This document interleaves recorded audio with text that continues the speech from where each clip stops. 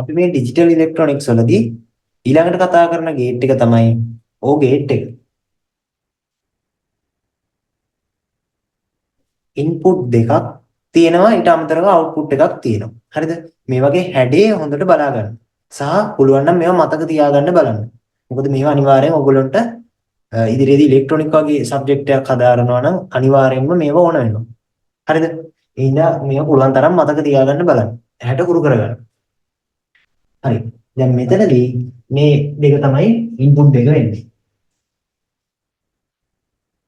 එතකොට මේක තමයි අවුට්පුට් එක වෙන්නේ. හරිද? මේ O ගේට් එකේ ඉන්පුට් දෙකක් තියෙනවා A සහ B මේ තියෙන්නේ A. එතකොට මේකේ අවුට්පුට් එක වෙන්නේ මෙන්න මේක. දැන් මේකටත් අපි අර කලින් ඇඳ වගේ ට්‍රුත් ටේබල් එකක් ඇඳලා බලමු.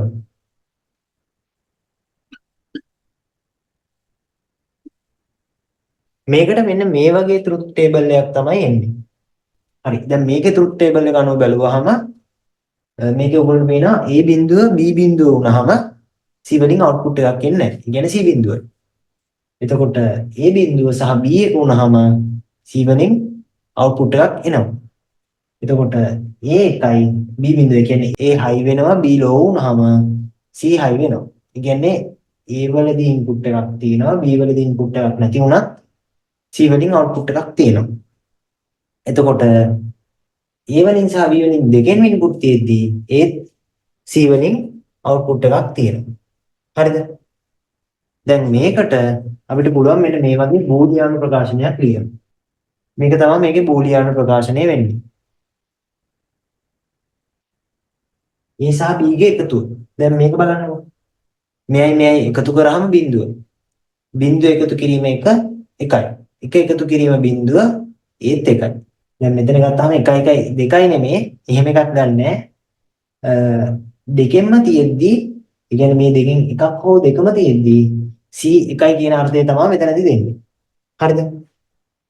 මේ දෙකම හෝ මේ දෙකෙන් එකක් තියෙද්දී C ට උත්තරයක් ලැබෙනවා කියන එක තමයි මෙතනින් පෙන්නන්නේ. ඒ කියන්නේ C high වෙනවා කියන එක තමයි පෙන්නන්නේ.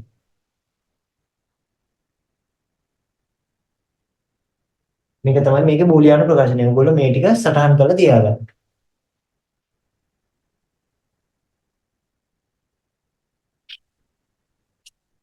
ඔයගොල්ලන්ට මේක ගැන තවත් තේරුම් යන්න ඕන හින්දා මම මෙතනදි මේ ගේට් එකට පරිපතයක් ඇඳලා පෙන්නනවා.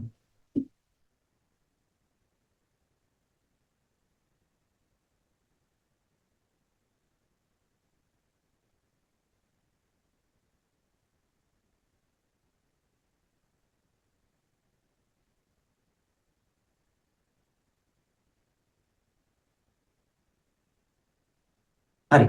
මෙතනදී අපිට මේ වගේ පරිපතයක් අඳින්න පුළුවන්.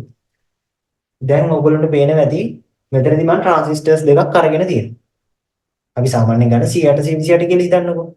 මෙතනදී මේ ට්‍රාන්සිස්ටර්ස් දෙකේම කලෙක්ටර්ස් දෙක 5 වෝල්ට් වලට සම්බන්ධ කරලා තියෙන්නේ. එතකොට එමීටර්ස් දෙක එකතු කරලා LED බල්බ් එකක දැනට සම්බන්ධ කරලා තියෙන්නේ.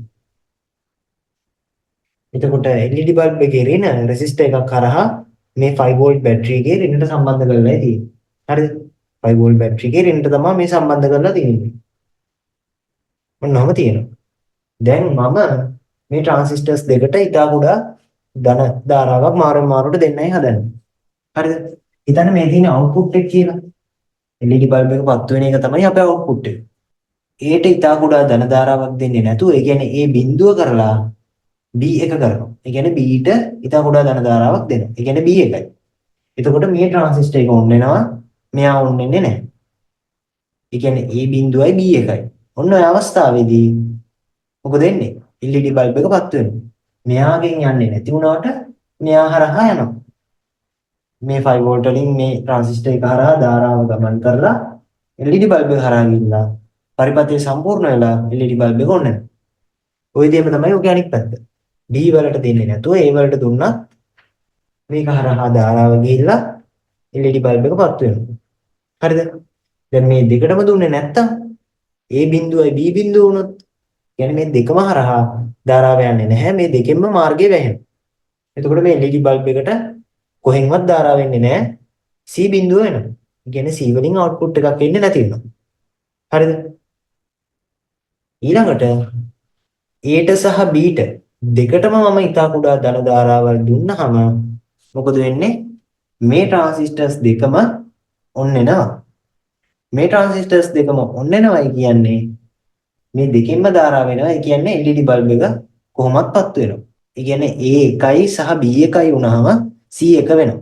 A high සහ B high වුණාම C කියන අවුට්පුට් එක high වෙනවා. ඒ කියන්නේ C වලින් අවුට්පුට් එකක් එනවා. හරිද? ඒ කියන්නේ LED බල්බ් එක පත් වෙනවා. ඔන්න ඕක තමයි මේ O ගේට් එකට අදාළ පරිපතේ වෙන්නේ.